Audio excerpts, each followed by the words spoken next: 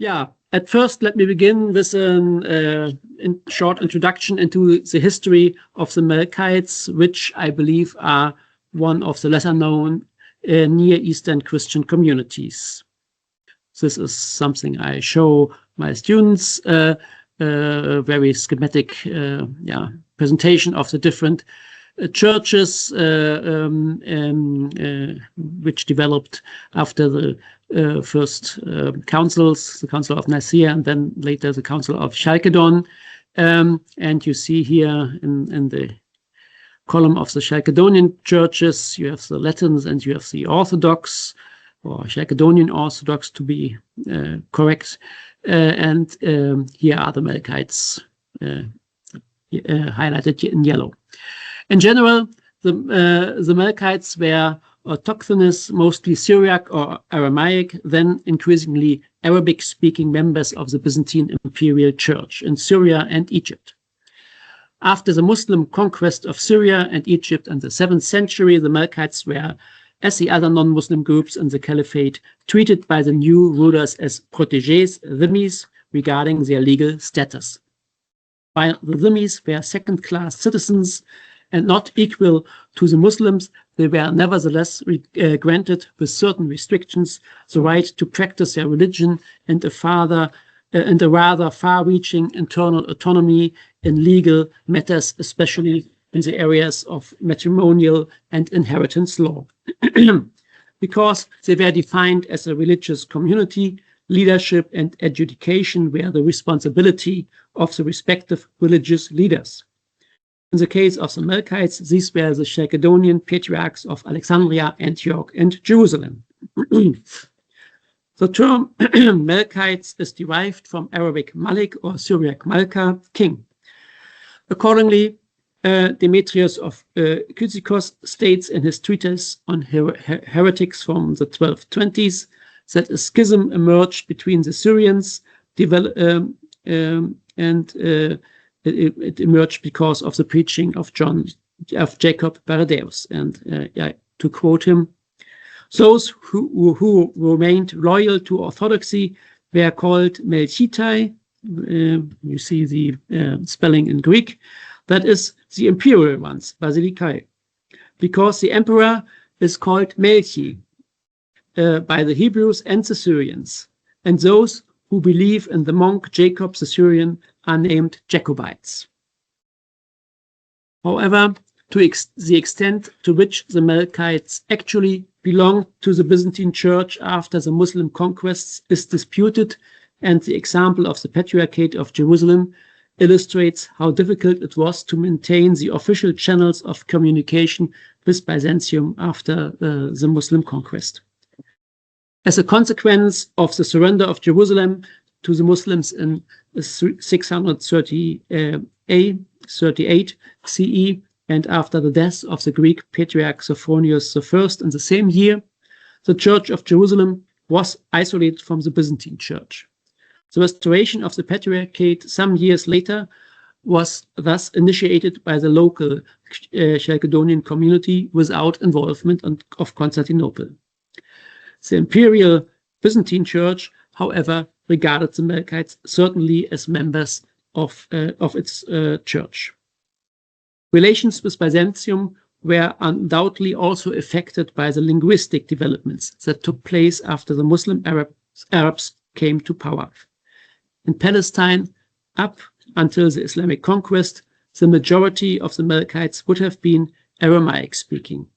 Following the establishment of the Caliphate, an Arabization of the Melkites becomes evident, and at least from the end of the 8th century onwards, a specific Melkite literature in Arabic developed.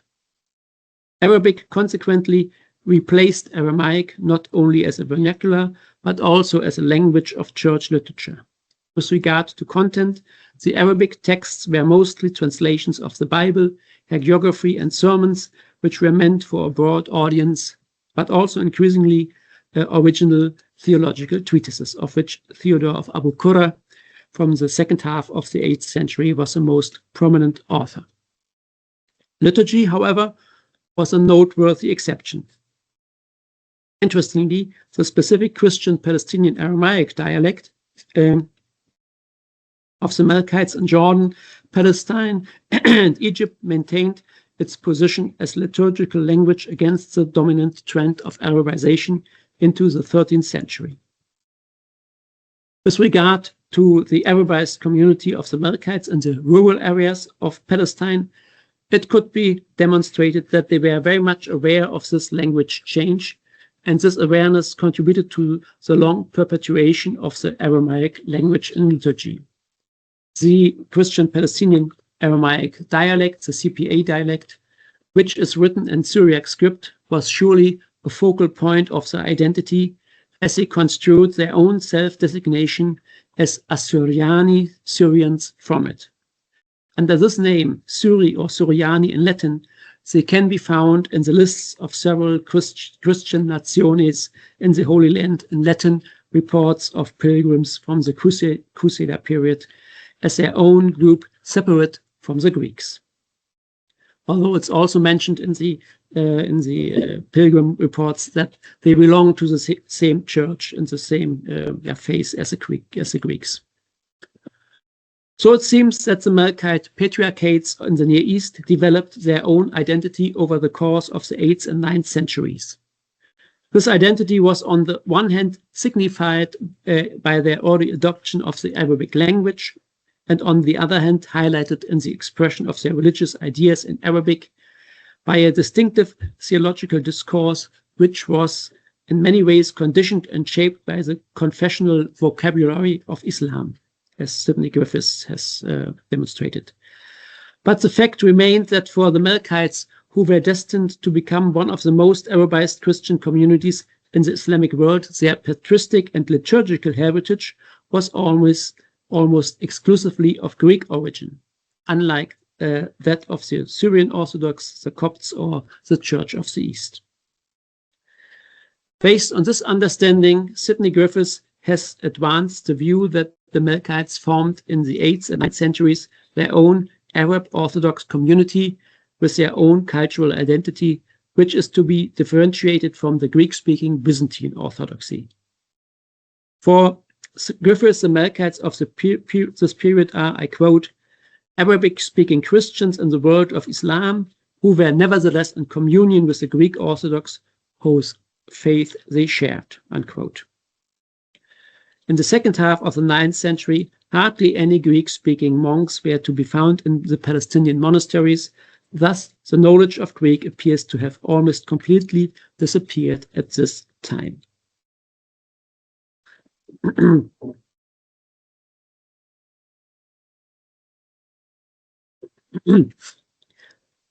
However, in the 10th century, the situation changed significantly as a result of the Syrian campaigns of the Byzantine Emperor Nicephorus II Phocas and John I Zimisces in the second half of the 10th century, and the consequent conquest of Antioch in 969, which led to the establishment of a new Byzantine province, the Ducaton of Antioch.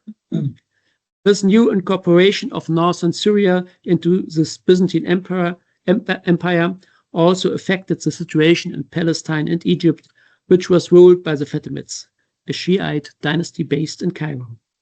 Trade interests and an opposition to the Abbasid Sunni Caliphate of Baghdad, shared by Byzantium and the Fatimids, led to the negotiation of a series of truces between Byzantium and the Fatimid rulers of Egypt over the course of the first half of the 11th century.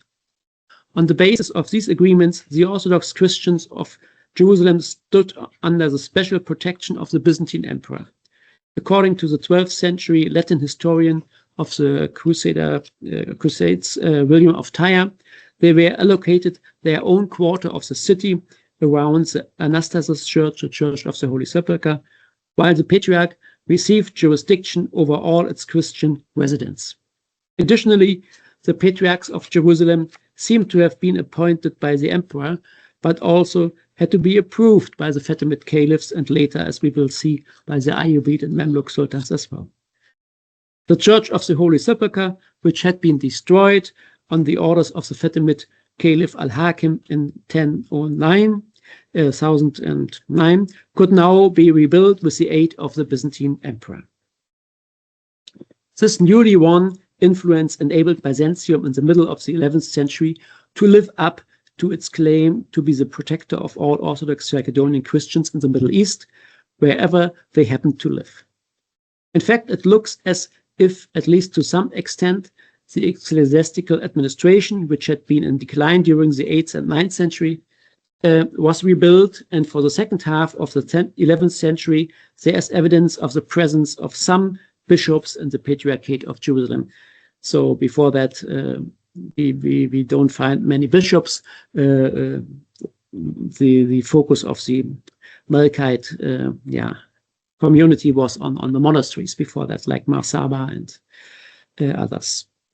So one could name Suleiman al-Razi, presumably the bishop of Gaza, as well as Anastasius of Caesarea, who were both active literally, with Suleiman writing in Arabic, and he's actually quite famous for his divan, or collection of religious poems, and Anastasius in Greek. One can thus observe that the Melkite hierarchy consisted at this time in the 11th century of both Greek and Arabic-speaking Christians. The patriarchs of Jerusalem were, however, from the 11th century on always Greek, and that remains so to the present day. In Byzantine Antioch, the patriarchs were also once again dependent on imperial recognition, or were directly appointed by the emperor. Correspondingly, an attempt was also made to bind the Melkite Church as a whole more closely to the Byzantine Church via an intensive program of Byzantinization through various measures beyond simply staffing the church offices with Greeks. Noteworthy among them was a closer connection of the Near Eastern Patriarchates to Constantinople in the area of liturgy.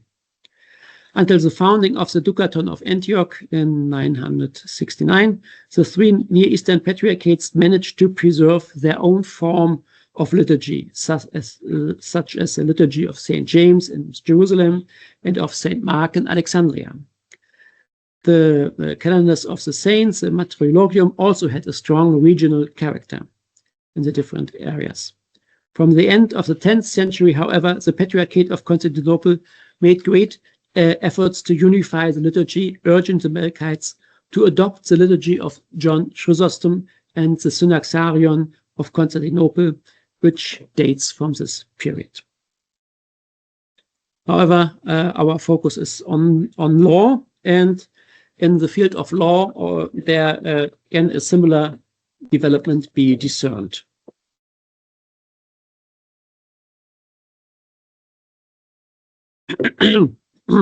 As mentioned before, leadership and adjudication of the Melkites were the responsibility of the patriarchs of Alexandria, Antioch, and Jerusalem, and their bishops. In Mamluk Egypt, this function of the patriarchs of Alexandria is demonstrated in a document of approbation issued by the Sultan, of which the text could be found in the chancery manuals of Ibn Fadl Allah al-Umari and al-Kalkashandi from the 14th, early 15th century, but examples of similar documents from earlier periods exist. And I quote this example from the Mamluk texts. So the patriarch, which should be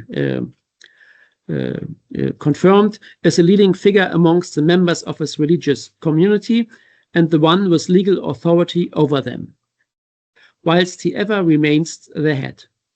They refer to him in all legal matters concerning what is illicit and for all their internal legal affairs, in which judgment is to be made according to the divine revelation of those parts of the Torah not abrogated by the Gospels. So it refers expressly to the law of Moses, Mosaic laws.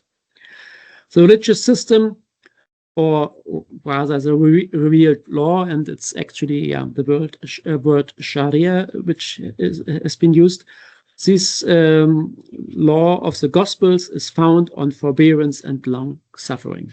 End of quote.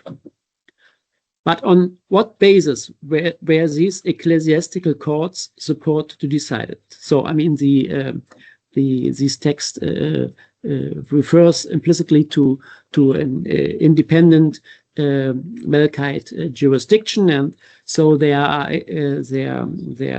have been ecclesiastical courts connected with the bishops. But on what basis were these ecclesiastical courts supposed to decide? There's a certain corpus of mostly canonical texts that were translated from Greek into Arabic and formed the so-called Melkite collection. This Melkite legal collection developed over a longer period. The oldest core found in manuscripts from the 10th and 11th centuries consists of various apostolic or pseudo-apostolic canons and the regulations of early local synods and the ecumenical councils. Its earliest complete manuscript is from the beginning of the 13th century. Yeah, this is the Melkite legal collection, and at least the, so to speak, the what is supposed to be an earlier version of it, and a few texts have been edited later in the 11th and 12th century, and I will come to this in a second. So, and it is interesting to see that it includes all the ecumenical councils, but quite often in paraphrase. So they do not translate it literally or word by word, but it's a paraphrase, and sometimes this paraphrase is not the same as like the original canons. If you see this list, it's it looks it looks simpler than it is actually. But it's all, and this is a general problem with Melkite law. This all has been not studied thoroughly. You know, there has been the canons of the first council has been studied. This paraphrase has been studied, but it has not been done for all the councils. So there's a lot of work still to do. However, this collection was not, I mean, this is difficult, important to differentiate here. It's not based on any coherent corpus of Byzantine law books. So, I mean, these canons are all part of Byzantine canonical law. That's no question. But these translations are not based on a Byzantine legal corpus, so to speak. They have a different source, so to speak. So its oldest core came from the independent tradition of the so-called Antiochian Corpus Canonum or Corpus Graecum, which also forms the base of other Eastern churches' legal collections, and means that the Melkite collection was adopted from Eastern collections of Greek canons rather than from Byzantine collections. So the canons that have been translated have often been identical to the ones in use in Byzantium, but the collections or the context in which they have been transmitted were different. Furthermore, the Melkite legal collection included various legal texts, such as a Syro-Roman law book, that were unknown or not officially sanctioned in Byzantium, and whose origin could be described as shared Syrian or shared Eastern. And like the other Eastern churches, the Melkites originally did not adopt Justinian's corpus, apart from very few exceptions. So there's no Justinian law here. Only here in this canons of Epiphanius, there are a few parts of Justinian law incorporated, but also not. They are not not referred to as Justinian law. It's only with later editions, of the so-called 88 canons of the Second Council of Nicaea and the Procheros Nomos that the Melkites adopted complete Byzantine legal texts.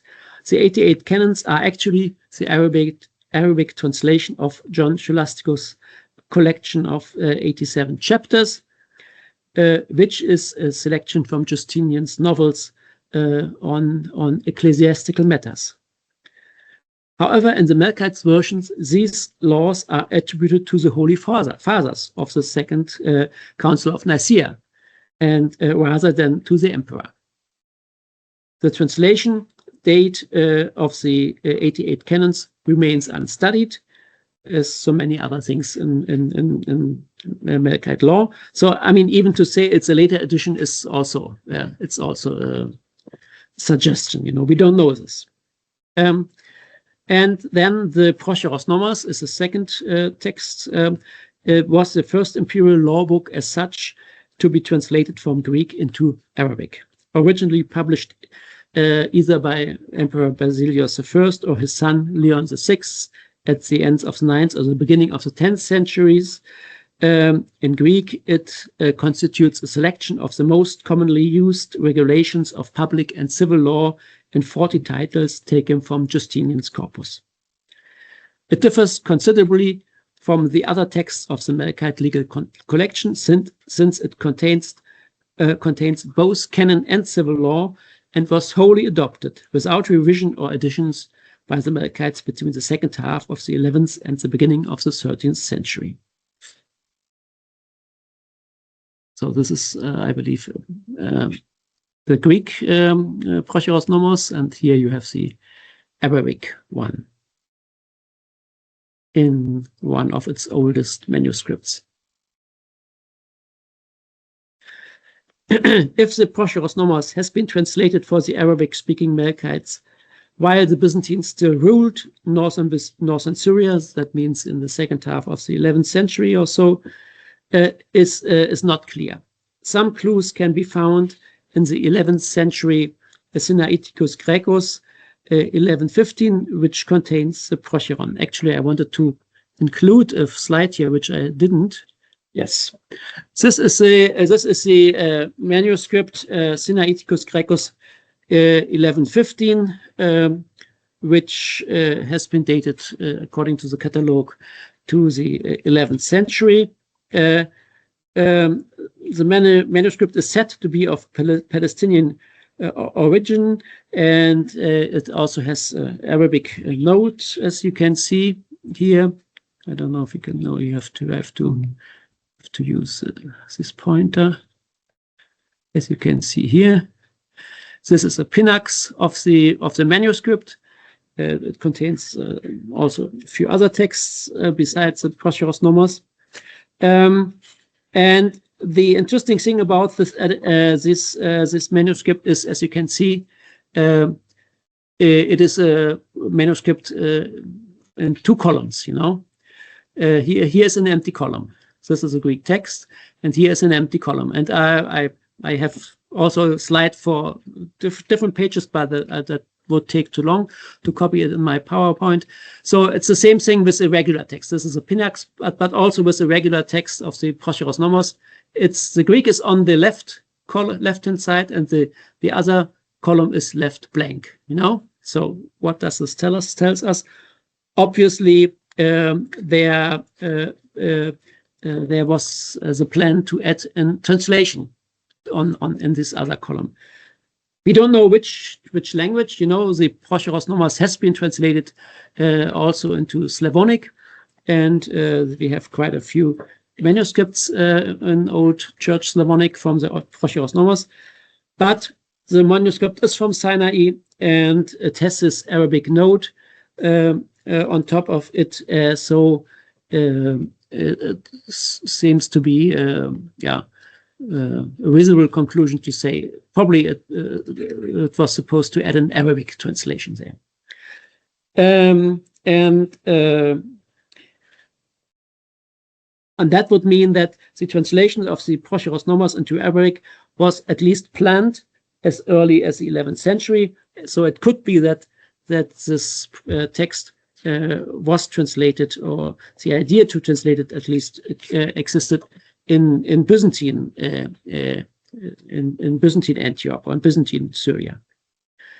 However, without a more precise dating of the Sinaiticus manuscript, and given that the manuscript tradition of the Arabic Prochorosnomos begins otherwise only in the 13th century, it remains an open question whether the translation was made under Byzantine or Islamic rule. And this note actually also refers to the Prochorosnomos, but it might be a later note. In any case, the Prochorum became part of the Melkite legal collection, at least from the 13th century on.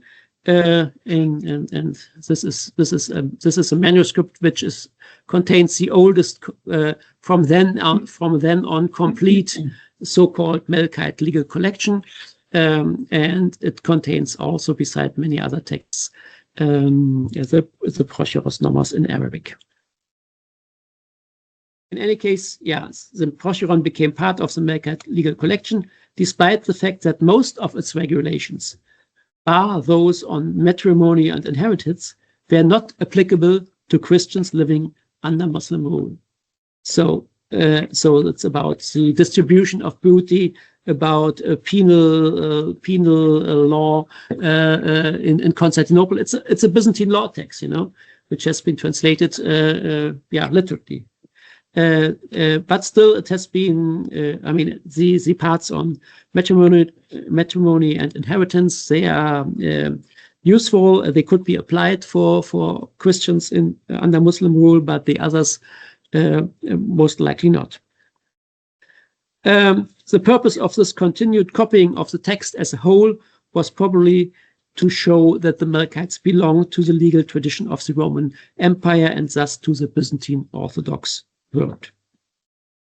How both the Byzantines and the Melkites, or I should be more concrete, the Melkite hierarchy saw relations between the empire and the Melkite patriarchs comes across clearly in Patriarch Mark III of Alexandria canonical questions submitted during his visit to Constantinople and the synod's responses. So, yeah, this is, I will come back in a second to Theodore Balsamon, because these questions and answers survive in two recensions, a shorter version attributed to a certain John, Bishop of Chalcedon, and a more elaborate one attributed to Theodore Balsamon, then Patriarch of Antioch and one of the most prominent Byzantine canonists. And this version of Theodore Balsamon is probably the one that expresses most, in the most original way, the attitude of the Constantinopolitan Synod, which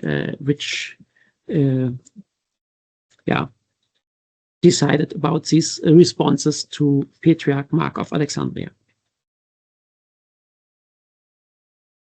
According to the introduction of these answers, which seems to have been written by the Patriarch of Constantinople, Mark, the Patriarch of Alexandria, Mark, submitted in writing to the Synod of Constantinople in February 1195 questions that has caused controversy within the Alexandrian Church, of the Melkite Alexandrian Church. They should be discussed in common, namely by the Synod of Constantinople, and he, the Patriarch, requested that this book of fraternal response be written. The beginning of Mark's letter is quoted directly under the heading, "In the name of the Father, and the Son, and the Holy Spirit, questions that the Christians dwelling in the land of the Saracens and their possessions ask, which were posed by Mark of Alexandria during the reign of the Emperor Isaac Angelos and the Ecumenical Patriarch George II. This most likely original heading of the Egyptian Melkite's letter clearly indicates that Constantinople was the authoritative point of reference for them. The questions posed by Patriarch Mark are basically the same in both recensions and reflect the main concerns of the religious leadership of the Melkite Christian community living under Muslim rule in Egypt. The topics most frequently addressed in the 66 questions of Balsamon's version are the liturgy, the clergy, matrimony, and also in a few questions, heretics, Muslims, and conversion. The Constantinopolitan Church's perspective is more elaborately presented in the version of Balsamon. The legal basis for the answers are noteworthy. It's the Basilica, which is the Greek redaction of Justinian's Corpus Juris, so the complete Greek translation of Justinian's laws. These Basilica, they are cited 10 times. Then there are also references to imperial laws and decrees of Byzantine emperors of the 10th, 11th, and 12th centuries. And also ordinances of the Patriarchs of Constantinople are quoted, besides, other canonical texts. So, the answers of the synod are, so to speak, very Byzantine, based on Byzantine on regular Byzantine law, so to speak. But there is a concrete, direct question to the extent to which Byzantine law should be accessible to the Melkites in Alexandria.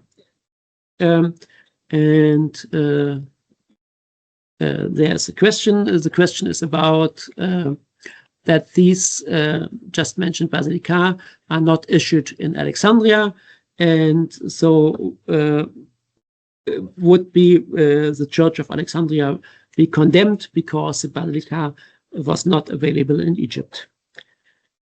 And the answer reads as this: indeed, those boasting of an Orthodox life, whether they might be from the East, from Alexandria or elsewhere, are called Romans. Romans is Romaioi, and this is a self-designation of the Byzantines, and must be governed according to laws, but are not bound by the law that states a Roman must not be ignorant of law.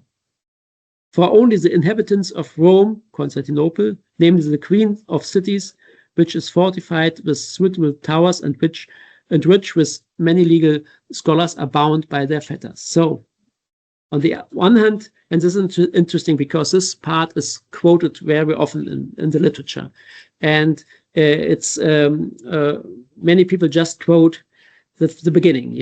If you're Orthodox, if you are called Roman, you must be according to Roman law.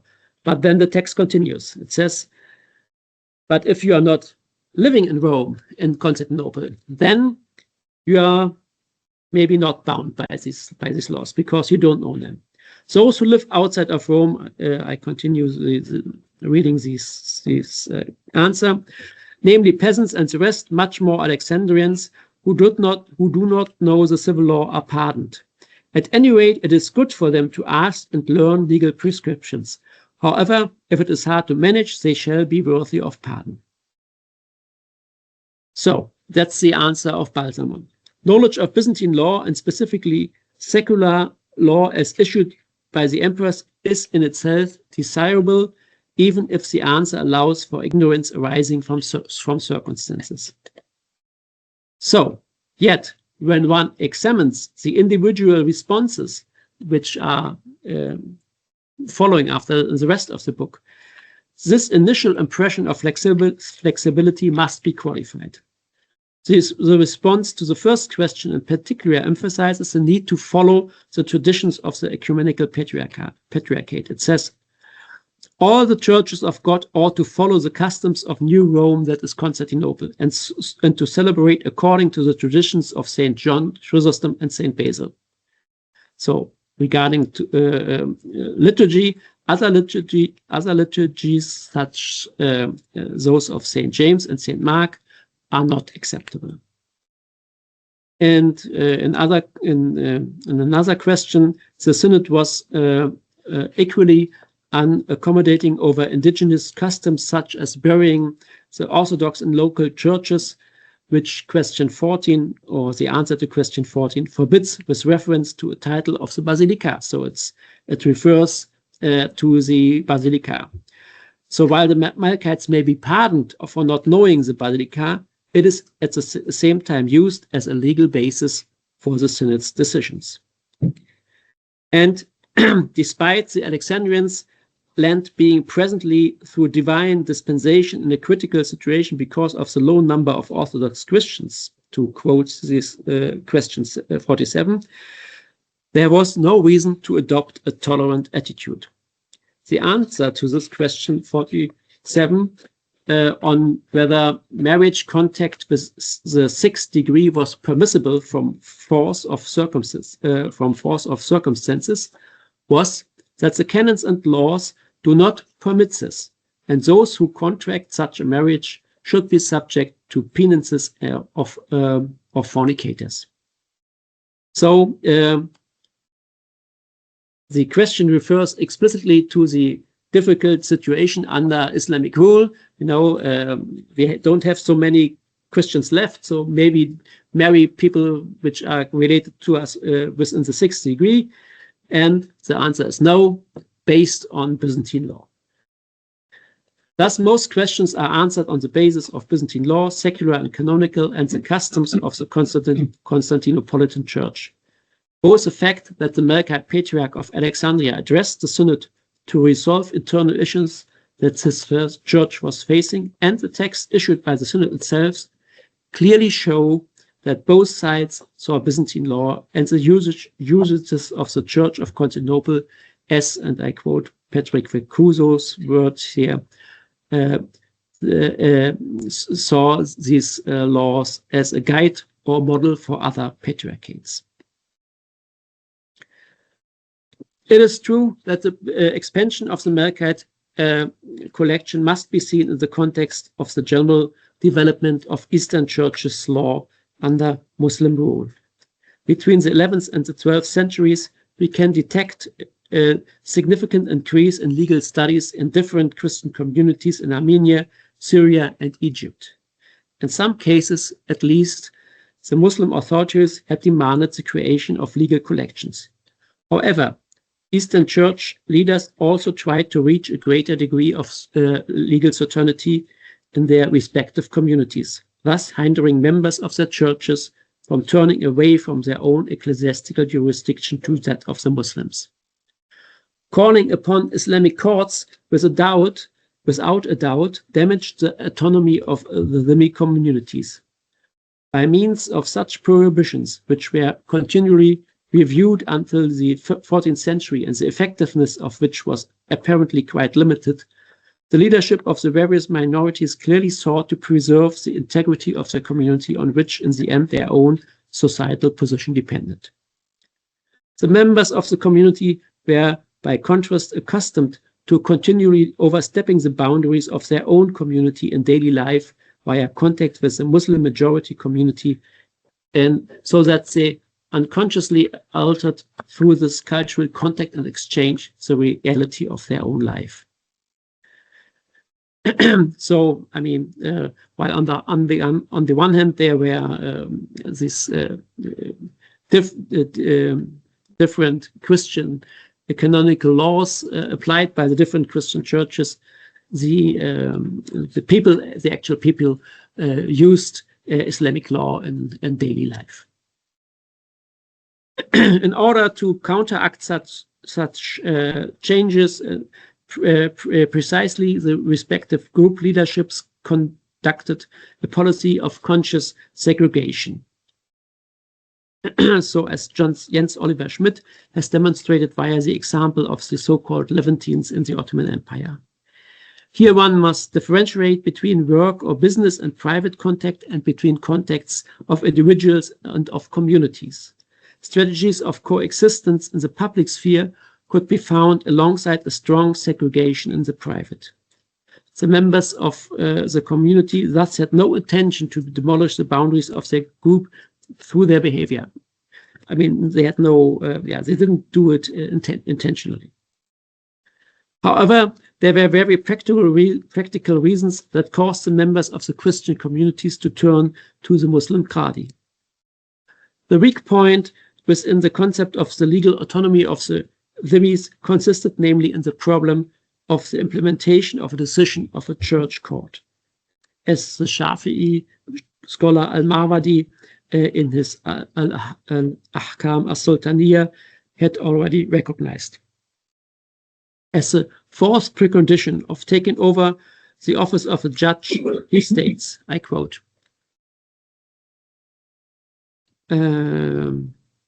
an infidel may stand in judgment neither over Muslims nor over heathens.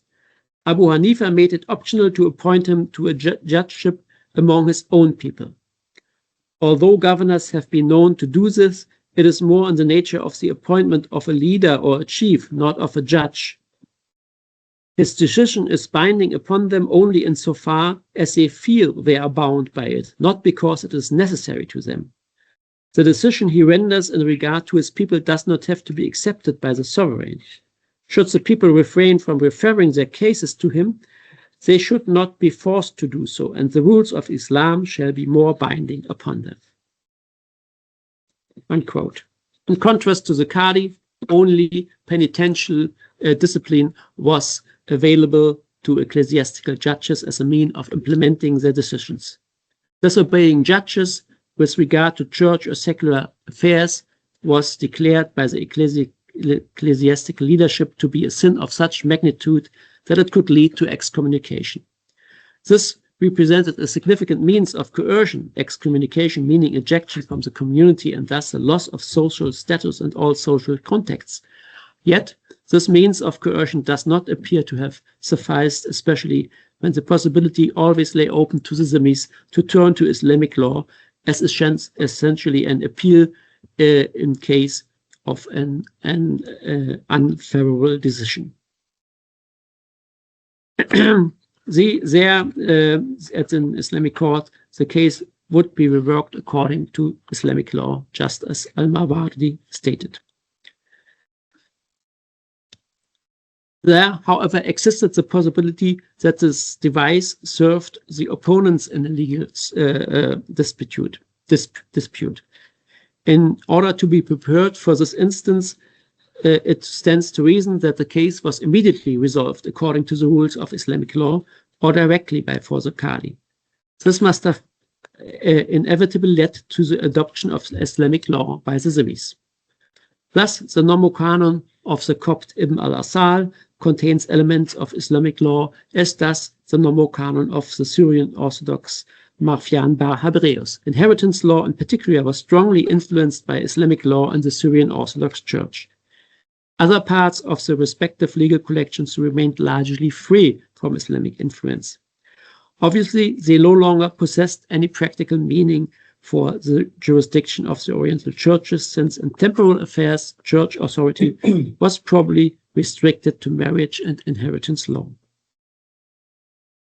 With regard to the Melkite law collections, however, it is remarkable that this strategy of assimilating their legal code to the regulations of Islamic law did not happen.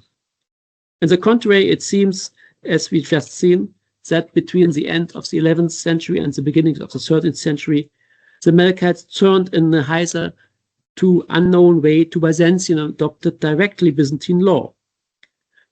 The main difference between the Melkites and the other Near Eastern churches in the Islamic world was that, unlike the Copts or Syrian Orthodox, they had the Byzantine emperor as a powerful protector who also tried to exert influence over them. So one might ask oneself how the Melkite legal practice actually looked like under these circumstances. At least for the time of the Crusades, we have some evidence from which conclusions also for the situation under Muslim rule might be drawn.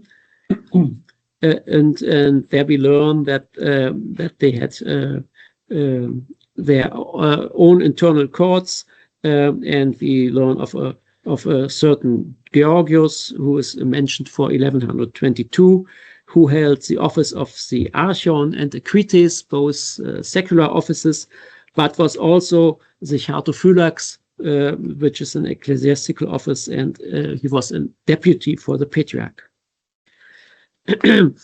But besides these, so we have knowledge that there existed these ecclesiastical courts, but we have also evidence for legal practice in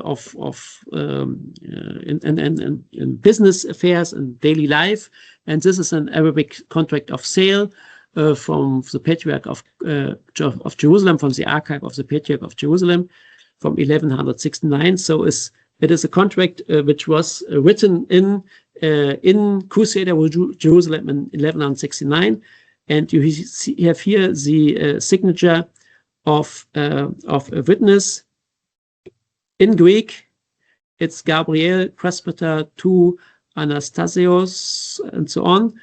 So the Greek presbyter of the Church of the Holy Sepulchre signed this document as a witness, and the document is about the sale of a vineyard by an Arabic Christian to the Georgian monks of the Monastery of the Holy Cross.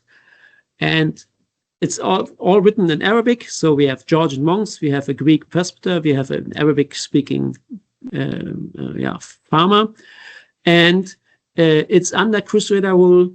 No Latin is mentioned at all, and the form is to 95% in the form of an Islamic contract. So, they adopted the Islamic formulas of contracts to such a degree that even 70 years after the Crusaders established rule in Jerusalem, they still used these formulas. So, to come to the conclusion, it could be determined that differently to other Oriental churches, Melkite law was not influenced by Islamic law. On the contrary, the ecclesiastical leadership tried to preserve the Melkite identity as Romaioi, as Romans, as Byzantines, and accepted the Byzantine demands to adopt Byzantine law. And an important witness for this perception is a very little Arabic translation of the Prochorus Nomos and of other Greek legal texts in the 11th and 12th centuries. On the other hand, in daily life, the Melkites adopted Islamic law, as we can see in contracts of sales, or, and I did not mention this, in endowment documents. So endowments for the St. Catherine's Monastery on the Mount Sinai were also done in documents which looked very much like Islamic endowment deeds, waqfiyats. Thus, also in the sphere of law, as in many other spheres, the picture of a hybrid culture emerges, a culture that does not have to choose between autonomy and assimilation. Different legal traditions existed side by side. The Melkite tradition, as embodied in the so-called Melkite legal collection, proper Byzantine law translated into Arabic, and we have mentioned the Prochorus Nomos, but there are also other Byzantine texts which are not part of these Melkite legal collections, which are translated, have been translated into Arabic. And there are also the legal customs following Islamic models. These traditions could be used depending on which was more profitable at a given time, a moment in time. This is undoubtedly an example of a non-Muslim minority understanding how also to benefit from their special situation. They were certainly not just or not always repressed victims, rather they had at their disposal various possibilities which were not available to Muslims, be it the choice of a legal system or, for example, the more or less unrestricted switching between Christian and Muslim zones of sovereignty. Yeah, thank you.